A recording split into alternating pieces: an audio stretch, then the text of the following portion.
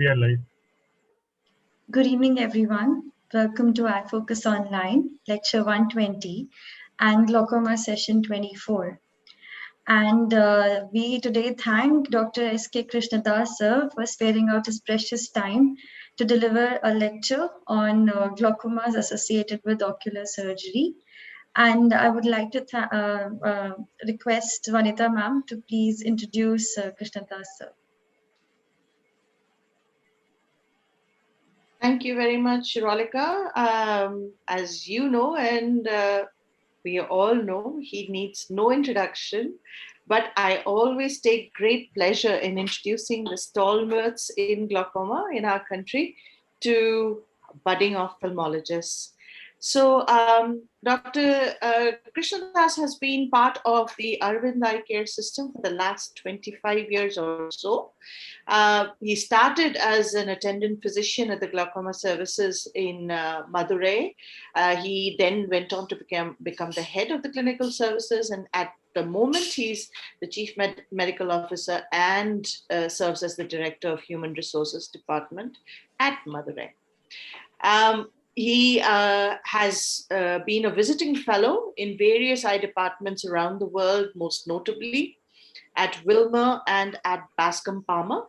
He's very actively involved in not only in patient care, but also training and teaching of postgraduates, and has been an invited faculty at the Glaucoma Society of India, All India Ophthalmological Society, as well as 7 state societies, namely Tamil Nadu, Orissa, Bengal, Madhya Pradesh, and Jharkhand. Actually, Orissa and Jharkhand have also conferred oration awards to him, as well as at the Coimbatore chapter of the Indian Medical Association. He's received a Lifetime Achievement Award in recognition of his contribution to patient care, teaching, and research by the Silver Jubilee Scientific Committee of the National Institute of Ophthalmology at Pune. He, of course, has lots of presentations, both national and international, both invited as well as oral presentations. He has been part of several research initiatives conducted at Aravind in glaucoma, including the study of epidemiology of glaucoma in South India, the role of genetics and proteomics in glaucoma, and several others. He has co-authored close to 40 peer-reviewed publications. So with these words, I invite him to deliver his lecture today on glaucomas following ocular surgery. Dr. Krishnadas, all yours. Thank you, Vanita. Thank you very much for your kind introduction. Okay. I hope you're able to see the screen and I'm quite audible. Yes, sir. Thank you very much to the faculty of iFocus for this kind invitation and a very warm welcome to all the young ophthalmologists who are listening to this talk. So today we'll be covering the glaucoma, which seems to be one of the major adverse effects following many of the ocular surgeries. And we would like to make this presentation simple so that it appeals to the postgraduates and they try to grasp the basics. So we will basically be covering glaucomas following cataract, adult and congenital cataract surgeries, corneal penetrating glaucoma surgery, corneal surgeries, and vitreoretinal surgeries. So when we talk about glaucoma following cataract surgery, in extracapsular cataract extraction as well as phacoemulsification, there seems to be a long-term IOP elevation compared to earlier decreased long-term intraocular pressure elevation as compared to the earlier techniques, even extracapsular or intracapsular. But modern phacoemulsification, even manual SICS techniques, seems to have improved this part of the adverse effect following surgeries. We shall see why. And however, intraoperative complications such as nucleus drop and residual lens matter in vitreous may result in a significant IOP elevation following phacoemulsification, especially with the beginners. And even in SICS, it's possible to have this complication. So although many techniques, the intraocular lens designs have improved, and we don't see the very common glaucoma mechanisms associated with the earlier conventional cataract surgical techniques like extracapsular and intracapsular. There seems to be some newer mechanisms of glaucoma in the recent techniques, which we need to be aware of. And it is quite important that we understand the mechanisms so that not only we will be able to manage these conditions better, but also it will help us to identify the risk factors and take preventive measures so that these don't occur at all. So following cataract surgery, the mechanism of intraocular pressure elevation, especially in the earlier stage, could be due to residual viscoelastics, which can cause temporary obstruction of the trabecular meshwork, depending upon the viscosity of the materials used. And viscodispersives like viscoat and sodium hyaluronate cause significantly more IOP elevation due to higher difficulty in removing them from the anterior chamber. And a thorough irrigation aspiration, of course, can minimize residual viscoelastic, and they can also eliminate the possibility of persistent intraocular pressure rise. However, these intraocular pressure rise following viscoelastic use seems to be self-limiting, because within 48 to 72 hours, if the outflow pathways are normal, they are not pathologic as in pre-existing glaucoma, the intraocular pressure quickly return back to normal. Commonly used viscoelastic, which like hydroxy methyl cellulose, which does not have much dispersive property or cohesive property like viscoat or sodium hyaluronate or chondroitin sulfate, they have a lesser propensity to cause intraocular pressure rise because they can easily be removed.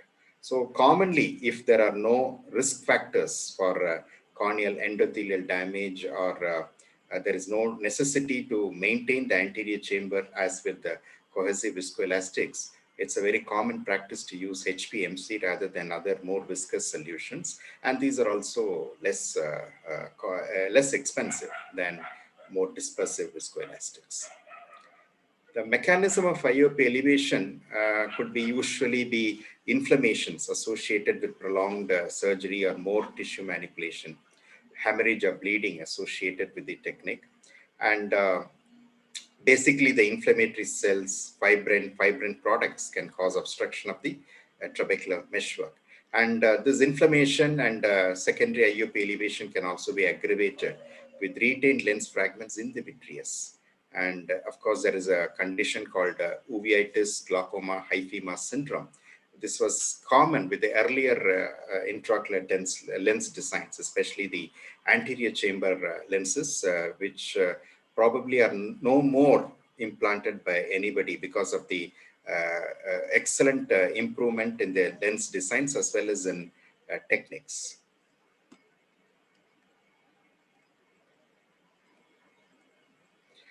And pigment dispersion, like again, earlier in the ECCE era, when can opener technique of opening up the lens capsule was more common, it was very common to place the intraocular lens in the sulcus rather than in the capsular bag.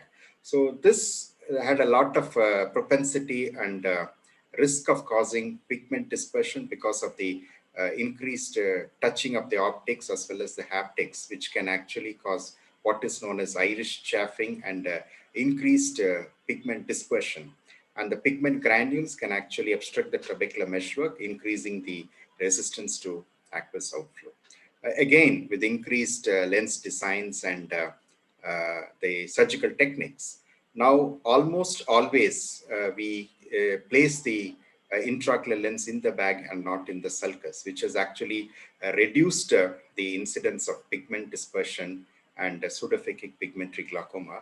We used to see it quite frequently earlier in our earlier years when ECCE, can opener, and in the sulcus implantation of IOL used to be very common, but now we see less and less. Unless for some reason we happen to keep the haptics in sulcus, we do not see this. And we need to be cautious not to keep one piece, the all PMMA material, or one piece all hydrophobic material in sulcus, because this again has the propensity to not only cause more pigment dispersion by iris chaffing, but it also can push the iris, peripheral iris forward and cause refractory secondary glaucoma. So as you shall see, not only the improved designs of intraocular lenses, but careful techniques of intraocular lens placement are also very crucial in preventing intraocular pressure rise following glaucoma cataract surgery. So just like in your classical pigmentary glaucoma, you can have pigment dispersion on the endothelium, as you see on the clinical picture I've shown. It is called it is not a typical spindle-shaped Krukenberg's spindle, but it could be more uniform distribution on the back of the cornea. It is called atypical KBS. And like in primary pigmentary glaucoma, you can also have a lot of transillumination iris defects. This is again because of increased contact between the intraocular lens and the posterior iris surface. And especially after dilatation, we can actually visualize a lot of pigments in the aqueous under high magnification. And gonioscopy, again, as in primary pigmentary glaucoma, can reveal increased trabecular pigmentation. And a similar pigment dispersion can also be caused by phakic intraocular lens used in refractory surgery, in which we place posterior chamber intraocular lenses in the sulcus in phakic eyes for correction of high myopia. These also can actually cause pigment dispersion apart from pupillary block. So sometimes, again, because of increased inflammation, adhesions between the iris and the posterior chamber intraocular lens, or if we leave the eye aphakic, adhesions between the anterior vitreous phase and iris, usually with the increased inflammation, and sometimes with the remnant of the anterior capsule also, adhesions can form, which can actually cause pupillary block and increase the intraocular pressure. And even if you perform a surgical iridectomy, as in aphakic eyes, sometimes it may be non-functional because it can be clogged by either posterior pigment epithelium, or sometimes the vitreous can actually block it, or sometimes residual cortex or capsular material can also make the surgical iridectomy non-functional, and you need to be very careful in evaluating and excluding these factors, which can cause increased intraocular pressure by pupillary block. And such pupillary block glaucoma is used to be very common with both iris supported and anterior chamber intraocular lenses. And again, with modern instrumentation and surgical techniques, and with increased increased adaptation of in the bag intraocular lenses, fortunately, these devastating complications are becoming less and less common. You can see how malpositioning of intraocular lenses when placed in the posterior chamber, due to some reason, if they get the haptics get into the anterior chamber, they can cause pupillary block and angle closure glaucoma. Sometimes a simple iridectomy can actually reverse the pupillary block and normalize the intraocular pressure, but it probably in such eyes, it would be safer to reposition the haptics in the bag if possible, or at least in sulcus. But in the picture, in fact, in both the pictures, if you see, they are actually one piece IOLs, and these haptics should go into the bag. And if for some reason, after prolonged surgery, if you happen to see these situations, you may not be able to keep these lenses inside the bag because of the addition of the anterior capsule to the posterior capsule.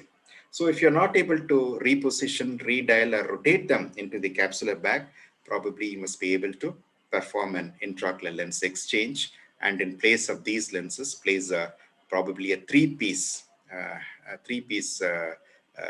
PMMA haptic into the sulcus. So that way, that is safer. So in situations again where you anticipate that you may not be able to, you may not be in a position to place the haptics in the bag, please, you must avoid these single piece intraocular lenses. Again, these are the days of the anterior chamber 30 years ago, when there was no sufficient capsular support. We used to implant the anterior chamber lenses. And of course, with time, there were better and better designs of anterior chamber lenses, which caused less and less pupillary block. But again, as you see on your left side, what you see is a iris Bombay position causing pupillary block, because the peripheral iris is stuck by the haptics of the anterior chamber lenses.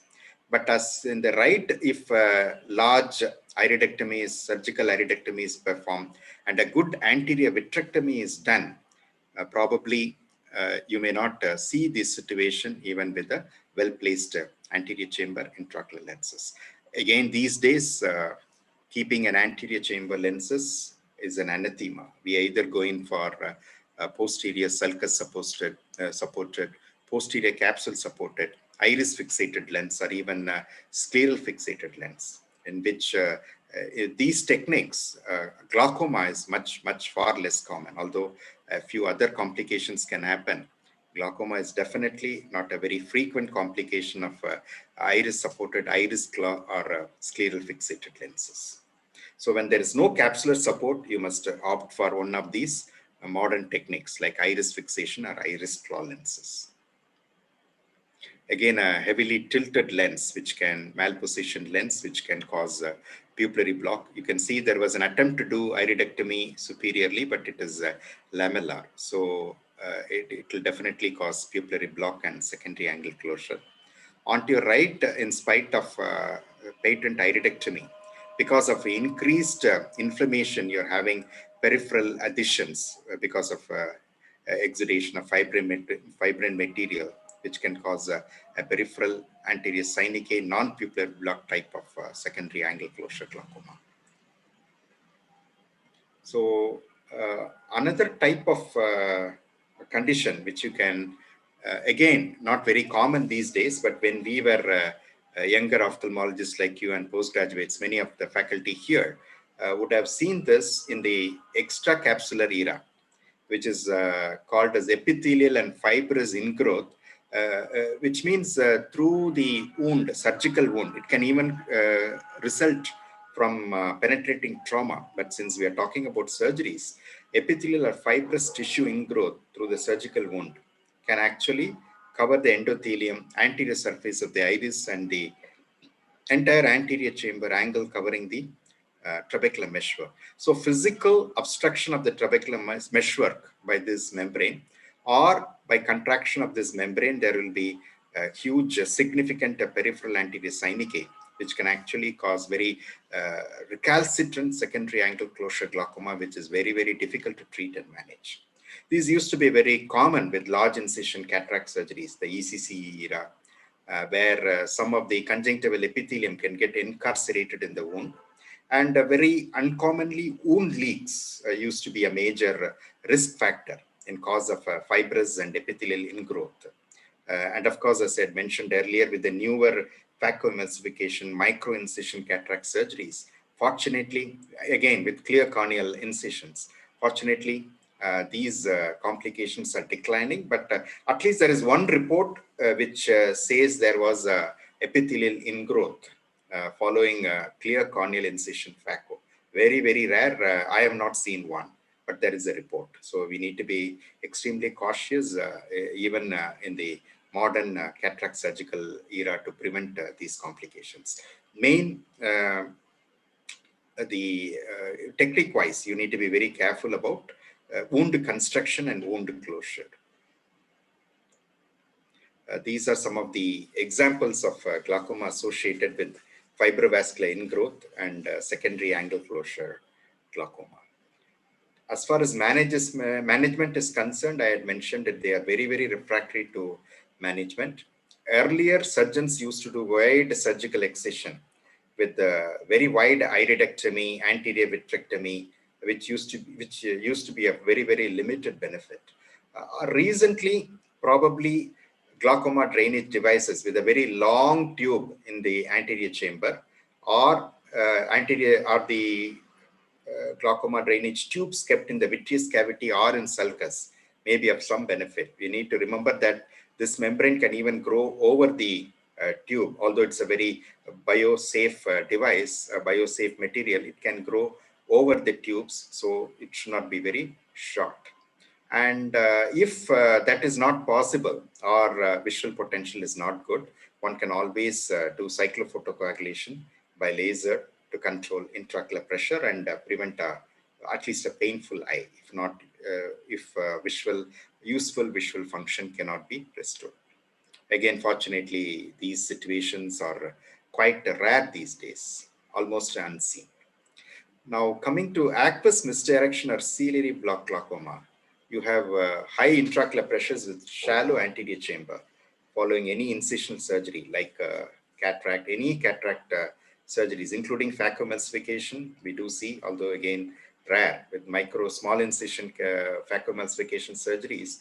This is rare, but in certain certain conditions with the risk factors, this can again happen. It's very common with the large incision surgery like ECC. Sometimes we have even seen with the small incision manual cataract surgeries, and in eyes with the pseudo exfoliation, where the zonules can be weak, and as you enter the anterior chamber with the surgical incision, there can be a sudden influx of pressure which causes anterior chamber collapse, and the lens, the zonules, the vitreous, everything can move forward in a spurt of the moment, and this can actually cause ciliovitreal block, as we shall see later, and predisposed to aqueous misdirection. So earlier we used to believe that aqueous misdirection is very common in glaucoma surgeries, especially glaucoma surgery following angle closure, primary angle closure disease, and especially following acute angle closure. And we used to believe that if the extent of peripheral anterior synechiae is larger, the risk of aqueous misdirection is also higher. But now there are a lot of reports which have shown that not only in penetrating glaucoma surgeries, but also following most major incisional surgeries in ophthalmology, including the cataract surgeries which are commonly performed, aqueous misdirection can be a major adverse event. And again, in angle closure, it is very common to see aqueous misdirection in phakic eyes. And recently, we have also learned from many studies that lens extraction in angle closure combined with trabeculectomy or lens extraction per se is beneficial, at least in early primary angle closure glaucoma. And when you perform only trabeculectomy, leaving the lens behind in phakic eyes, the risk of aqueous misdirection is very, very high, especially when there is overfiltration, leaky wound, shallow anterior chambers in the immediate postoperative period. Aqueous misdirection can be a major adverse effect, which is very difficult to treat. The mechanisms, basically aqueous misdirection, you call aqueous misdirection because aqueous is directed posteriorly into the vitreous instead of anteriorly into the ciliary sulcus and the anterior chamber. And this pooling of aqueous inside the vitreous can actually hydrate the vitreous and cause very high vitreous pressure, pushing the lens and the iris diaphragm forward in phakic eyes, or pushing the pseudophacus in pseudophakic eyes. Even in aphakic eyes, the anterior vitreous face can actually push forward the iris to cause uniform shallowing of the anterior chamber. And mostly the cause for this misdirection of aqueous into the vitreous is because of anterior rotation of the ciliary processes in certain eyes with usually large hyperopic eyes, angle closure eyes. There could be anterior rotation of the ciliary processes, and the tip of the ciliary processes can actually be very intimately opposed with the equator of the lens or firmly against the anterior vitreous face. This can actually cause blockage of the flow of aqueous in its conventional direction anteriorly, and as shown in the diagram, it can flow posteriorly into the vitreous to form pockets of aqueous lakes within the vitreous. And as I said earlier, this can cause very high pressure, pushing all the structures forward closing the anterior chambers and causing very high intraocular pressures, which is very refractory to conventional methods of treatment.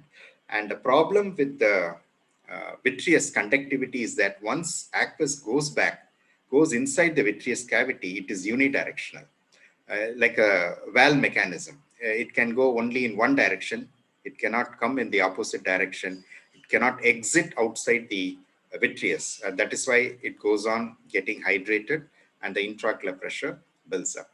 The slackness of zonules, as you see in pseudoexfoliation, can actually cause vigorous movement, anterior movement of the vitreous. So in eyes with pseudoexfoliation, when there is sudden shallowing of the anterior chamber after the incision is placed, the slack zonules can move forward with the lens iris diaphragm, and this sudden anterior movement can actually pull the anterior vitreous face forward. And even when you form the anterior chamber, probably the chamber may get deepened, the lens iris diaphragm may go backward, but the vitreous does not go backward. It is firmly adherent to the posterior surface of the iris, the lens, as well as the zonules and especially the ciliary processes, causing what is known as ciliolenticular or a ciliovitreal block. And this causes a very refractory angle closure glaucoma. And many investigators like Harry Quigley have also tried to reason the possibility of choroidal expansion as a cause of aqueous misdirection angle closure glaucoma. But probably this mechanism is probably not very widely accepted, although there were quite good arguments to believe that choroidal expansion could be one of the causes of aqueous misdirection. So management of aqueous misdirection, mostly medical, includes cycloplegics, especially in phakic eyes, which can actually, the relaxation of the ciliary body can keep the zonules taut and try to pull back the iris lens diaphragm backward. Hyperosmotics, again, to reduce the vitreous pressure by dehydrating the vitreous, and aqueous suppressants to try to reduce the intraocular pressure. Other conservative methods include laser, especially in aphakic eyes, pseudophakic eyes, when you can access the vitreous, anterior vitreous face. Performing ND-YAG hyaloidectomy can be of a limited benefit, but this helps only when aqueous misdirection is mild or moderate, when it can be reversed. Frequently, photocoagulation of the ciliary processes, as in endocyclophotocoagulation, can also cause shrinkage of the ciliary processes, relieving the ciliary vitreal block or the ciliary lenticular block.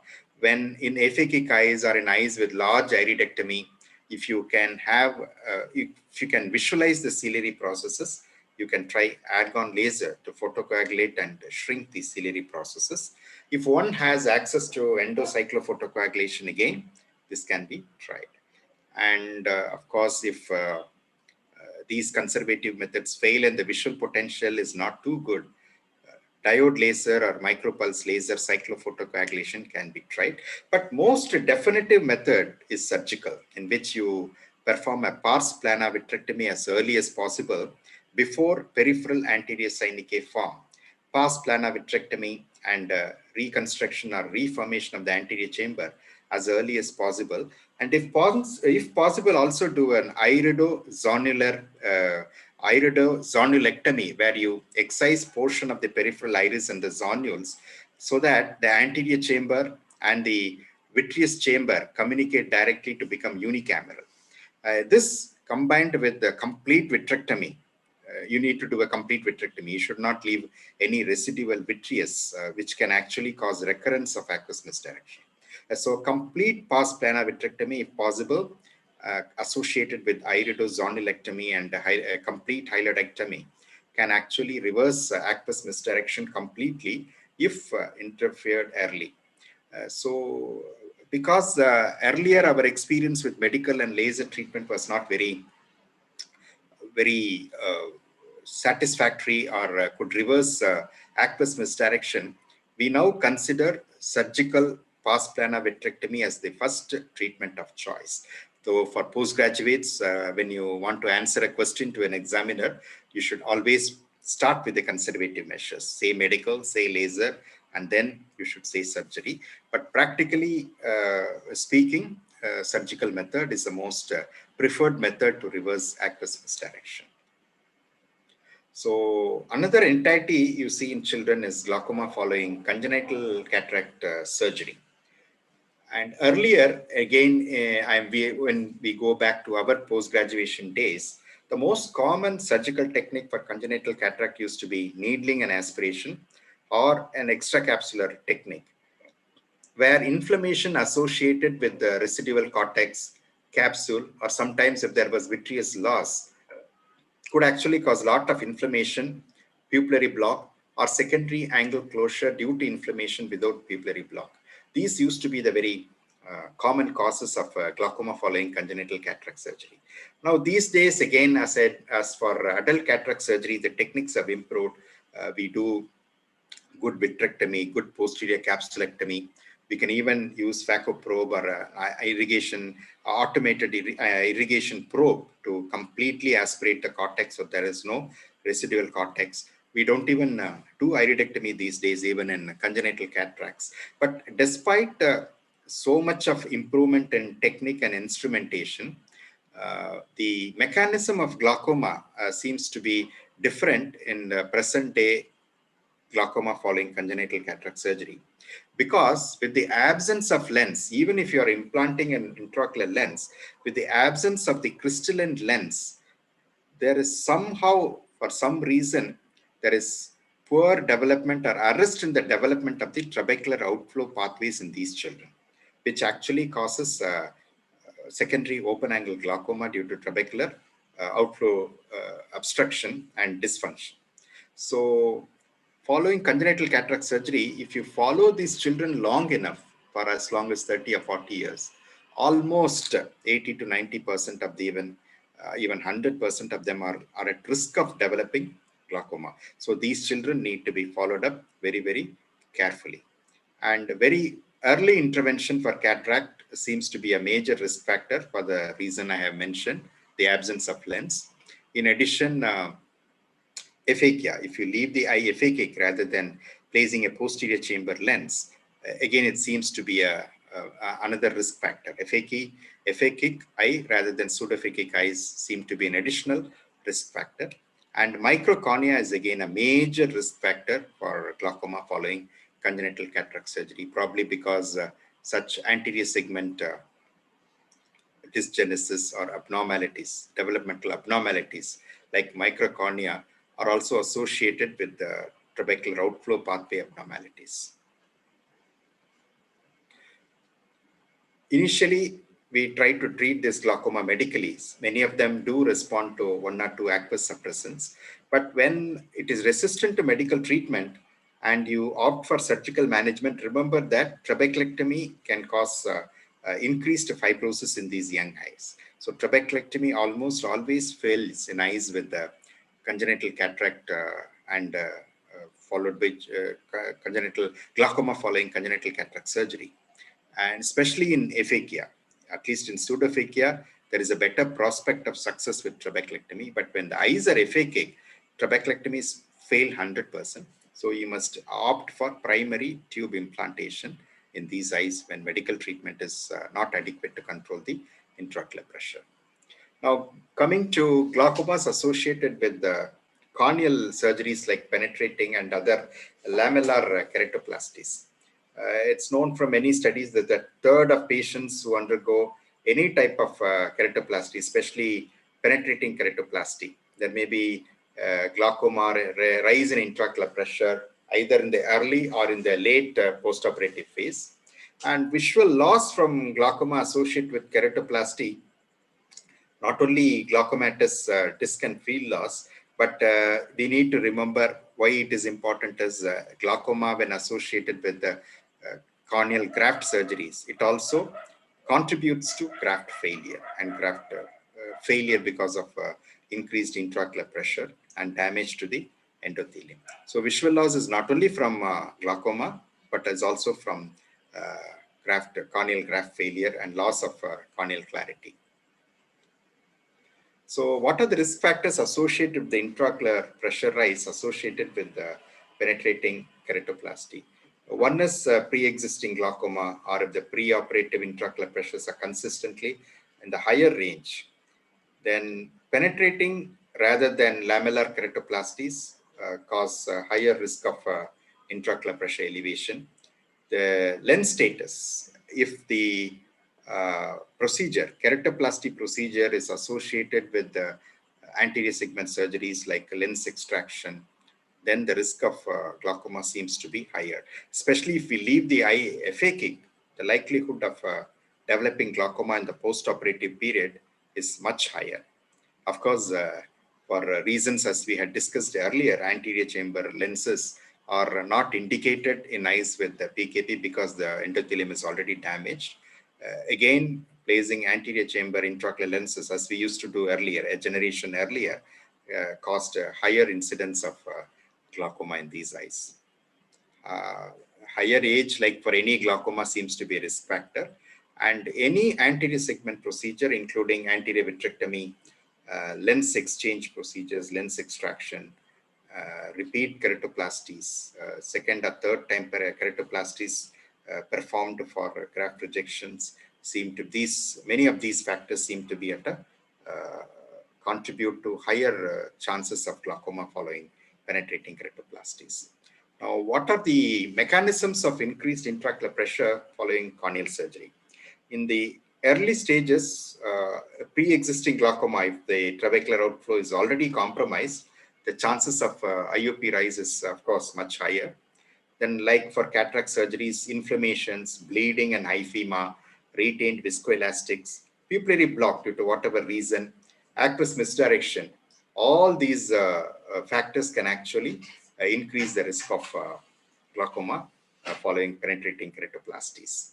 And not to forget the steroid response, because unlike other ocular surgeries, penetrating keratoplasties to prevent a rejection, we need topical steroids, sometimes even oral steroids, systemic steroids for a very prolonged time. And one must not forget the possibility of steroid-induced glaucoma and IOP elevation in these eyes. Now, unlike other surgeries, many of the reasons which we had discussed earlier are probably common to many other ocular surgeries. There may be some causes or risk factors associated with the penetrating keratoplasty which may contribute to increased incidence of glaucoma. Mechanisms very specific to this technique. One is there could be a trabecular collapse, because when you do a penetrating keratoplasties, we need to cut into the entire corneal tissue, including the Descemet's membrane, which actually causes loss of support in the anterior trabecular area. So it tends to collapse. And if we earlier saw that aphakia is a significant risk factor for glaucoma following KP, this is because when you remove the lens, there is no zonular support posteriorly. You know, zonules are closely associated with the peripheral, the scleral spur, the lens area. So loss of this posterior capsular zonular support, as well as the anterior support from the strong corneal tissues, can actually cause collapse of the trabecular outflow pathways. And this can actually increase the resistance to aqueous outflow. And of course, the technique of suturing is very important. Again, we shall see later. Very tight suturing again can cause compression of the trabecular meshwork pathways. All these either collapse or compression, tight compression of the trabecular tissue, outflow tissue, can actually cause increased propensity to raised intraocular pressure in these eyes. So sometimes, you know, the size of the graft also matters, and it is learned from several mathematical models. It is learned that more than superficial suturing, partial thickness suturing, full through and through suturing of the corneal graft to the host, as well as a large host tissue, large donor tissue, and a small peripheral rim of host tissue, can actually reduce the stress on the trabecular meshwork, and the chances of resistance to aqueous outflow can be lesser. So as far as PKP is concerned, when you want to reduce the incidence of glaucoma, you need to be very careful about the suturing technique, and need to be very careful about choosing the refined size, which may go a long way in preventing this complication. And in lamellar keratoplasties like DSEC and DMEC, again, 10 to 15% of the eyes are known to experience increased intraocular pressure. And in the immediate postoperative period, usually we inject air or gas to keep the graft in place. So this can actually cause by overexpansion, by blocking the, if it expands the entire anterior chamber, it can block the aqueous outflow. And sometimes it can also cause pupillary block, which can increase the intraocular pressure. And again, like any other keratoplasty or the steroid-induced IOP elevation will be a possibility, but will be a reason after excluding other causes of pressure rise.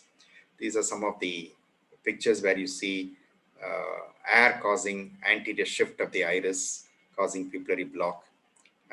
And also sometimes the inflammation can cause persistent peripheral anterior chamber shallowing due to inflammation. Adhesions between the cornea and the peripheral iris can all contribute to secondary angle closure glaucoma. And in keratoprosthesis, again, pre-existing glaucoma is a major risk factor. And it seems that many studies show that keratoprosthesis almost always results in 100% glaucoma, because the entire anterior chamber is disorganized, and probably with additional interventions, whatever outflow is there, it seems to be compromised. So several investigators, what they suggest is when keratoprosthesis is indicated, it is concomitantly performed with the glaucoma drainage device implantation. Because in these eyes, you can never perform a trabeculectomy and hope the bleb to survive. So in refractory glaucomas associated keratoprosthesis, you either do a concomitant GDD along with the KP procedure, or if glaucoma supervenes later, you need to think about a glaucoma drainage device later on. And if that is not feasible, or if you feel that visual potential is too poor to risk glaucoma drainage, a transscleral cyclophotocoagulation can always be performed. And some of the mechanisms, again, associated with late postoperative rise is similar: pre-existing glaucoma, chronic inflammation with peripheral anterior synechiae, aqueous misdirection. Again, this is one surgery like earlier cataract surgeries, where epithelial and fibrous ingrowth can cause increased inflammation, can also cause pigment dispersion. And if there have been any bleeding, prolonged bleeding or vitreous hemorrhages, ghost cell glaucomas can result, but these are all very uncommon causes. And congenital opaque corneas, when they undergo penetrating keratoplasties, even without associated anterior chamber anomalies or angle closure, there seems to be an open angle type of glaucoma. It has been reported, but so far no causes has been determined. Probably, again, being congenital, probably for some reason the trabecular outflow pathways are not very well developed. So when it comes to management, of course, one is prevention. As I had mentioned earlier, a very meticulous wound closure and surgical technique is very critical, with the good suturing technique so that it's not too tight. The anterior chamber angle compression and trabecular support can be better improved. As I had said earlier, larger donor grafts which overrides the host tissue. Rather than choosing the correct size, if you can choose an oversized donor graft, that seems to reduce the stress on the anterior chamber angle structures. And another technique which they describe is shorter suture bites rather than long suture bites. You know, if you take long suture bites, the risk of compression, angle compression, is again high. And several mathematical models have been formed which have proved these techniques to improve the support to the trabecular meshwork and improve the anterior chamber angle to be widened after penetrating keratoplasty techniques. And like any other glaucomas, medical therapy, when it comes to PKP, again, certain specific points you need to remember is the best combination drug you can give is timolol and brimonidine. Of course, brimonidine causes more intolerance in many people. You remember that. And of course, myotics. These are eyes which are very inflamed. A lot of tissue manipulation has been there. So myotics and prostaglandins can always cause increased inflammation, CME, reactivation of and so on. Dorzolamide, of course, we don't prefer in eyes with corneal graft because carbonic anhydrase inhibitors, topical CAA, have been known to cause corneal endothelial decompensation because of its inhibitory effect on the carbonic anhydrase enzyme. So we prefer not to use dorzolamide. So if you see the choice of drugs are very, very limited. You can either use timolol or brimonidine, either alone or in combination to control intraocular pressure. Surgical options, trabeculectomy with high dose mitomycin, of course, is a good option if you have a good viable conjunctiva. But there is always risk of filtration failure in these eyes. Tube shunts are a better option, but you need to remember that with the tube shunts, especially if you place the tube in the anterior chamber, there is higher incidence of endothelial cell loss, graft failure, persistent corneal edema. So when you choose to keep tube shunts in eyes with KP glaucoma, PKP glaucoma, you must be very careful about positioning of the tube. Either you place it in sulcus or in pars plana after complete vitrectomy. If these procedures are not possible, or you have tried and yet glaucoma tends to be refractory, or if you feel the visual potential is not quite, there is no good visual potential, probably ciliary can be tried. Recently, micropulse laser CPC has been introduced, which has been claimed to cause less destruction to the ciliary body than the diode laser which we had used earlier. So with micropulse, because it is minimal invasive, probably you can use it as a primary procedure as well if you want to defer surgery. That could be a good option. But again, several attempts may be needed, multiple sessions with micropulse may be needed to control the intraocular pressures adequately. And there is really no guarantee that ciliary destruction with the limited ciliary destruction that is possible with the recent micropulse laser can really contain these refractory glaucomas adequately. And always remember, any surgery, including cyclophotocoagulation, can increase the risk of graft failure in eyes with PKP. So the final part we have come to is the glaucoma associated with vitreoretinal surgeries. Again, it could be early or late postoperative rise.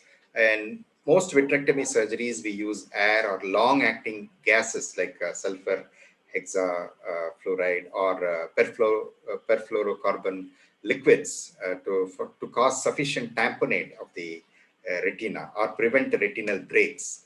And this can actually cause angle closure by volume expansion or by blocking the pupil. Sometimes instead of these gases, we use silicone oil. And many instances, immediately following surgery, if there has been an overfill of silicone oil, it can cause an open angle glaucoma. And the cornea will look clear, the anterior chamber will look deep. But if you check the intraocular pressure, it will be very, very high. Then you can understand that this probably is due to an overfill of the silicone oil, and you need to request our vitreoretinal colleague to partially remove some of the silicone oil to relieve intraocular pressure. And silicone oil can cause pupillary block, either immediately postoperative or even during the late postoperative phase. And of course, with any other intraocular surgery, bleeding, inflammation, fibrin can either block the trabecular meshwork directly or by pupillary block. These are generally because tends to be transient or can be reversed by minor interventions like partial removal of the gas, air, or silicone oil. They can be managed well with the topical steroids and aqueous suppressants. And when indicated, if there is pupillary block, one could always try laser iridotomy. Now, in the late phase, mostly in these eyes with vitrectomy, most vitrectomies these days, we need to inject silicone oil for a good tamponade. So varying from 5 to 50% of eyes receiving silicone oil injection, even if you're removing within the third or fourth month, there have been quite significant incidences of secondary refractory glaucoma. Mostly it is due to obstruction of the trabecular meshwork by emulsified silicone oil.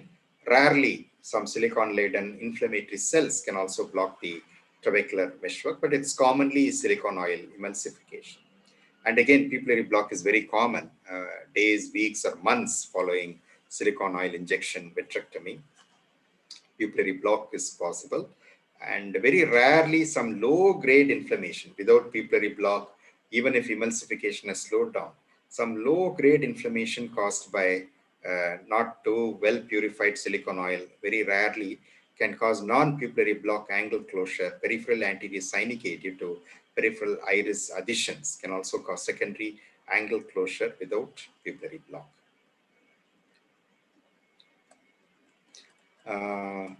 As far as management is concerned, prophylactically we can place inferior peripheral iridotomies to prevent pupillary block, because silicone oil bubbles tend to rise up. So if you perform a superior iridectomy like in other surgeries, it tends to block. So you perform inferior iridotomies. Again, earlier we used to believe in very large iridotomy, large inferior iridotomies, but again, experience has taught us that doing smaller, more peripheral iridectomies, not iridotomies, surgical iridectomies, may help in preventing pupillary block due to silicone oil. And of course, as early as possible, if intraocular pressure raise and glaucoma is supervening, we can always perform silicone oil removal.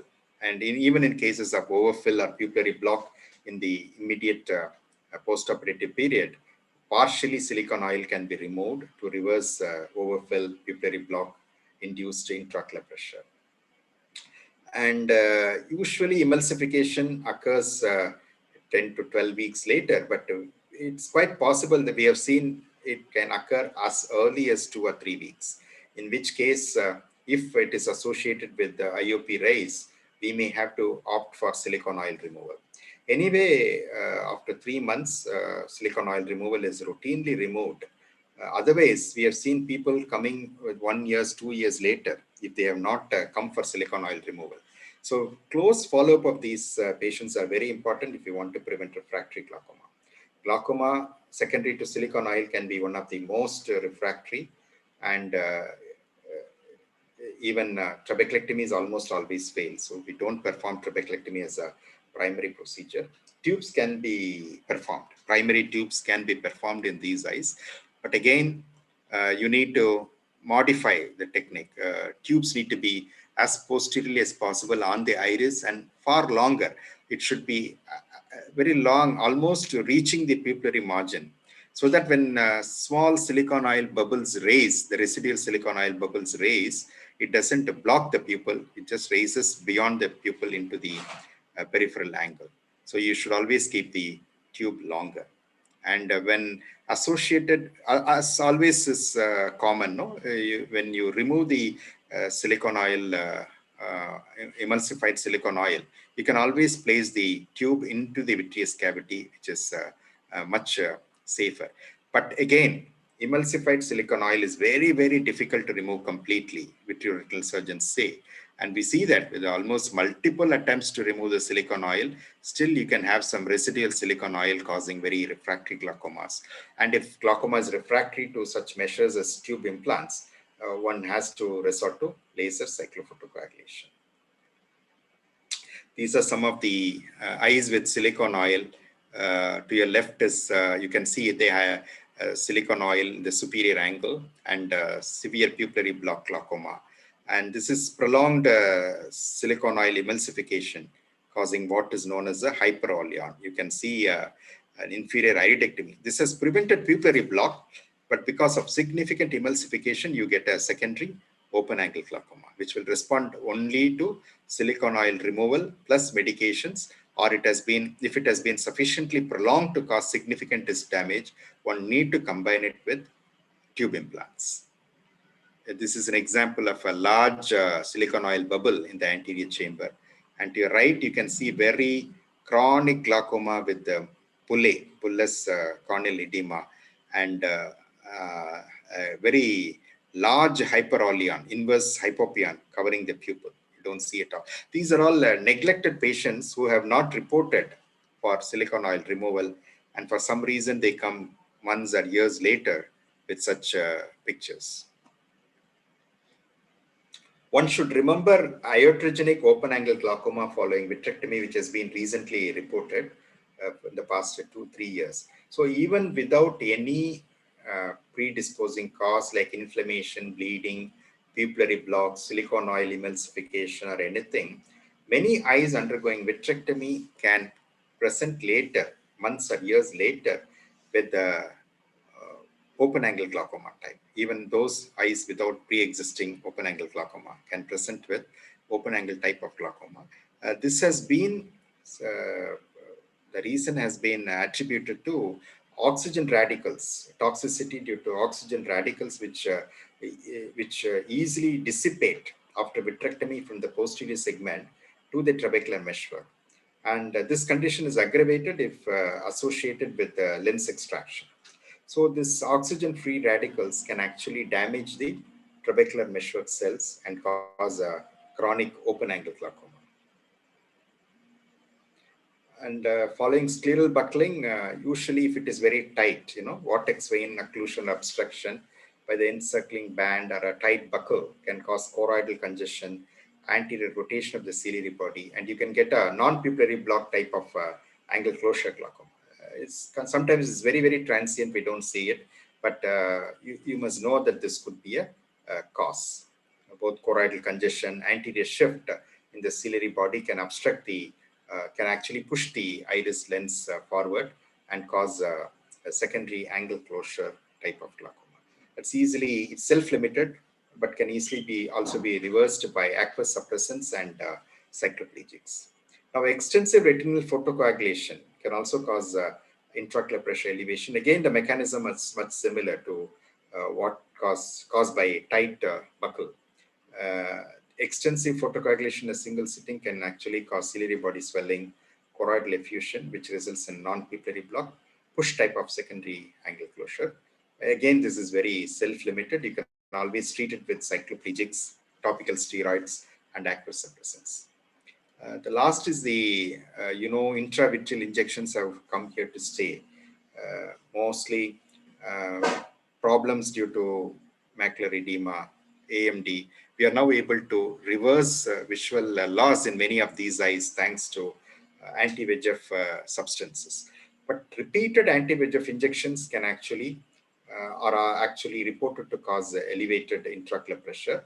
One is pre-existing rise in intraocular pressure, or eyes with glaucoma, or those with the steroid responders. They are at a higher risk of intraocular pressure rise and glaucoma following repeated injections, anti-VEGF injections. And the antagonistic to VEGF can actually seems to, for some reason, cause damage to trabecular outflow facility from repeated anti-VEGF substances. And sometimes they may be associated with trabeculitis, inflammatory protein aggregates, and protein-laden inflammatory cells, which can actually impede aqueous outflow. And some reason, when you give intravitreal injection, it increases the intravitreal volume, and there can be a transient rise in intraocular pressure even if you do a paracentesis. So such transient high IOP spikes by repeated injection is again hypothesized to cause trabecular damage. So remember, eyes receiving frequent intravitreal injections are at risk of secondary open angle glaucoma. And of course, intravitreal steroids, in steroid responders can also cause very refractory intraocular pressure rise, sometimes requiring a vitrectomy to remove the residual steroid in the vitreous, and even requiring concomitant trabeculectomy to reverse intraocular pressure rise. So that was in short I think I have completed in 60 minutes. I aimed for 45. Hopefully, we'll have 10 to 15 minutes for discussion. Let me stop sharing. Yeah. Dr. Krishnadas, that was absolutely fabulous. It was such a huge topic, and you managed to cover it in 60 minutes. You've done justice to it. I, at this point, invite Dr. Harsh and Dr. Pradeep for their impressions, and then we'll go on to the questions. I think absolutely rightly put, superb. I think, and so beautifully done for the PGs, because every single thing actually was aimed at them and so nicely done. I've seen a lot of people go out and give such high flown things, but this was so wonderfully done. I really don't think we need to add or comment on anything, but just for the PGs, I think you have to really be concentrating more on the IOL part and how that can cause, because that is what you are going to deal with in and out. So be very, very careful about what he told you about the left out viscoelastic, about whether and that is another place where you do gonioscopy and check whether there is an problem with the angle and one of the lens parts is over there, or is there an iris chafing by one of the haptics. Plus, very, very, the people will say, oh, nothing, it was perfect. But when you actually dilate and have a look, there'll be a small PCR and there'll be a small or even a large nuclear part lying posteriorly and causing all the problems. So all these small, small things you have to really look, because this is what you're going to deal with. And then, yes, obviously, as he explained to you, the malignant glaucoma, even ICLs are very common now, and all the post-retinal problems, those you may also have to deal with. And thank you very much, Krishna. That was so wonderfully done. Pradeep, please. Yeah, thank you, Dr. Krishnadas. It was beautifully done. And we thoroughly enjoyed. It was not only for PG, but it was very, very good lecture for us as well. We learned a lot from your lecture. And, in my practice, it is the second most important cause of secondary glaucoma. Obviously, the first is the neovascular glaucoma, and the second is this one. And it's really very, very difficult to manage these glaucomas. Krishna, before I say too many things, the Vanita has put the background of the K-Pro. So you just let us know. Can I add with an Adi? Yeah. There is a tube also. Yeah. Yes. They were criticizing me because I do change my backgrounds to keep it very topical.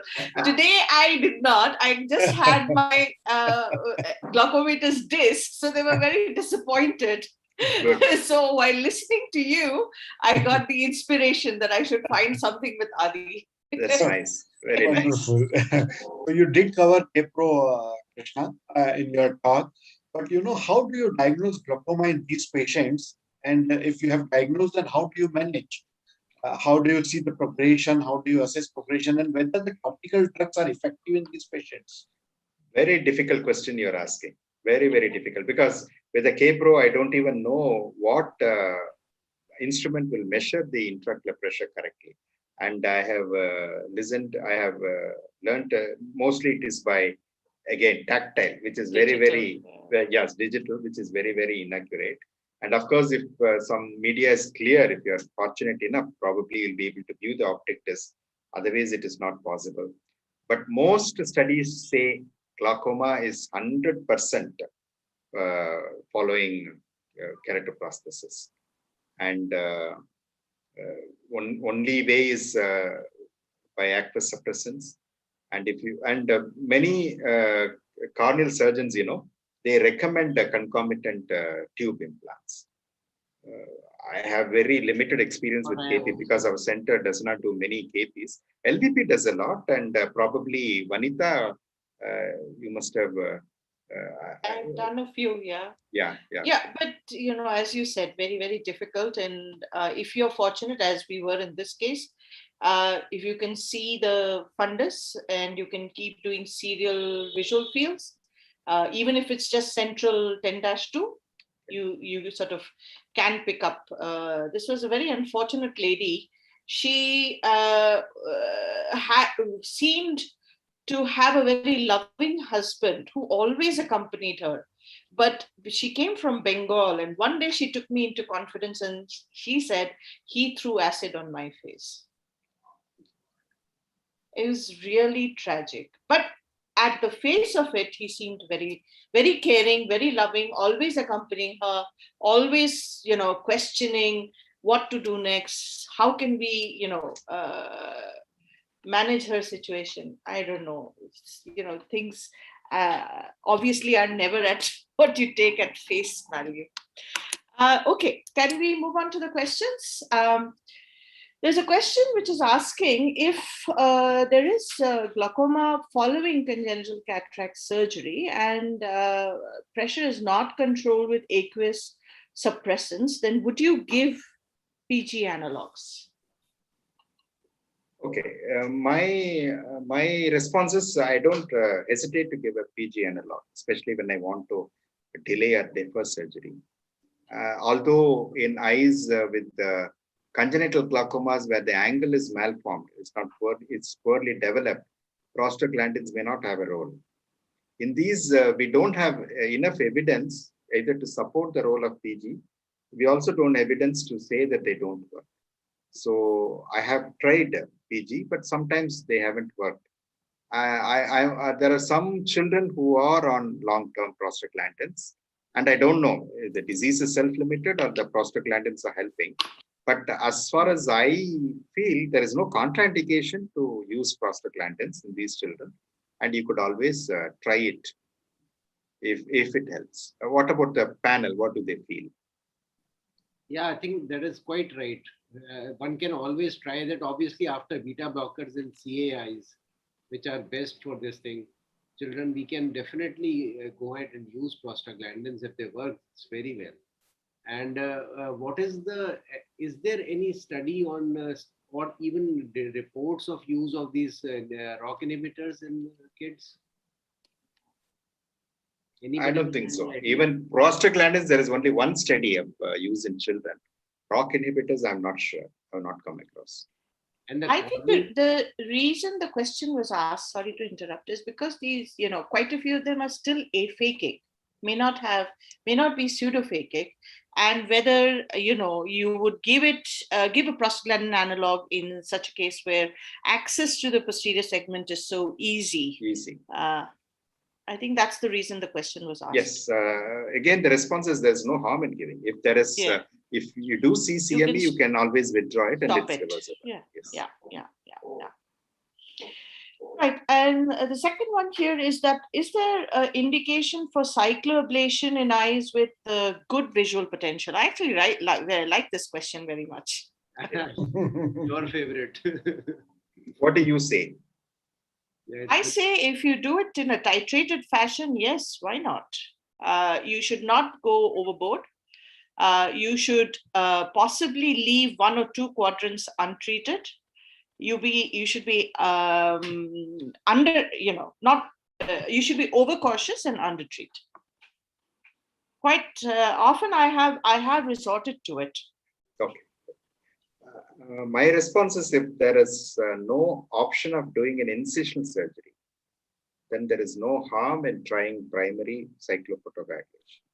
Say, for instance, you have somebody with chronic angle closure, monocular, very high pressures with 90% cupping.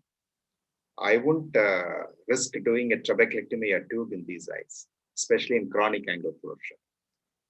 Because again, the risk of shallow chamber, aqueous misdirection is very, very high in these eyes. So I would prefer to do a primary cyclophotocoagulation in these eyes. And with the micropulse we are talking about, it's subliminal laser. So that is less propensity or risk to cause hypotony or other complications, which are common with the diode laser. So there should not be any hesitation in doing a primary cyclophoto in eyes with visual potential, provided there is no possibility of incision surgery. You would like to add to that, Dr. Harsh or Dr. Pradeep? Anything? The visual potential eye is, we talk of the titrating the IOP post-operatively. and we measure and we release the suture and we cut the suture after the trabeculectomy. But in these patients, you don't have any scope to titrate the intraocular pressure post-operative. Whatsoever you have got, you have got. So if at all you have to manage, then you have to manage with medicine. And medicine sometimes may not be able to control the intraocular pressure if it's so high. So patient with a 90% cupping, if you do this cyclophotocoagulation and the pressure is not controlled for a 1 month, then the patient may lose the vision. So it's a very tricky situation, but in some situation where you feel that the risk of doing the surgery, the invasive surgery is more, then yes, we do the cyclophotocoagulation. There are the micropulse obviously sounds best out of the all. Endo CPC has limited indications and it's very steep learning curve. So out of the TSCPC and the micropulse is a better option. I'm smiling because I would rather do endo CPC than transscleral CPC. It's a good option. Endo CPC is also a good option because it can be controlled. You can titrate. Absolutely. Yes. And if it's a angle closure patient, you take out the cataract, you have space, you can go in and do endo CPC. And actually, I'm doing quite a few. And with good results. Vanita, would you like to, because we in some of these patients in which the outer this thing, not the endo, but the diode failed and they were sent to us from other institutions, then we actually carried out a vitrectomy and did a posterior tube and that worked well. So if you have both the options, what would you choose? For angle closure disease, I would take out the cataract and do an endo CPC. Having said that, I'm going to operate on a patient tomorrow or maybe Monday who has had a trabeculectomy, which has failed in angle closure. And for him, I have decided to do a tube rather than endo CPC, simply because he's one-eyed. And, I want to give him the best shots, I feel. Okay, Vanita, I don't want pressure to be very low or very high. And with an AGV, I know on day one, I will get around 12 or 14, not low, not high. So there are a number of other questions. Vanita, go ahead, please. Yes. There is a question which is asking, what is the best method to measure IOP in post-op patients? I do Goldman applanation, but eye care is also a good option. Mm-hmm. But I think this is being asked from the point of view that NCT is being done everywhere. NCT, I don't prefer. I don't prefer NCT because it may not be very accurate even in the post-operative. Mm-hmm. I think if we are worried about contamination, still eye care is a good option. It's much closer to Goldman readings than NCT. Eye care may not be available everywhere. Yeah, that is there. That is there. Yeah. That is there. Yeah. And most, government institutes will probably also not have applanation that easily accessible. And that's the reason, I suppose, why this question has been asked. Do you want to add to that, Dr. Pradeep or Dr. Harsh? No, I think Goldman should be available. It's pretty much available everywhere. I think not accessible to PG trainees so easily. So from what I hear from them. It's tricky because Shorts is not going to be good, and so it is very tricky then. I think. No, the Goldman applanation tonometry is the best option. NCT obviously we would not prefer. And if anyone can afford the NCT, then they can afford the Goldman applanation tonometer as well. It's more expensive. I think there's a question here about what is the differential of shallow AC post-op day one after cataract surgery?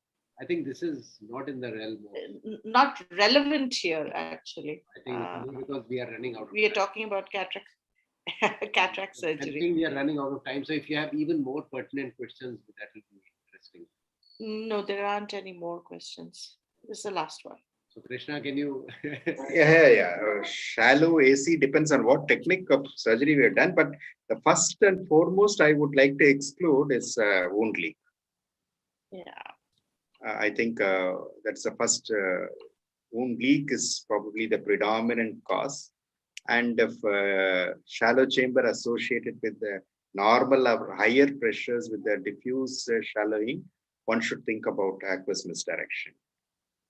And of course, measuring the intraocular pressure, if you can have a good view of the posterior pole, absence of choroidal effusions or suprachoroidal hemorrhages, all these factors can be excluded either with the posterior pole evaluation or an ultrasound.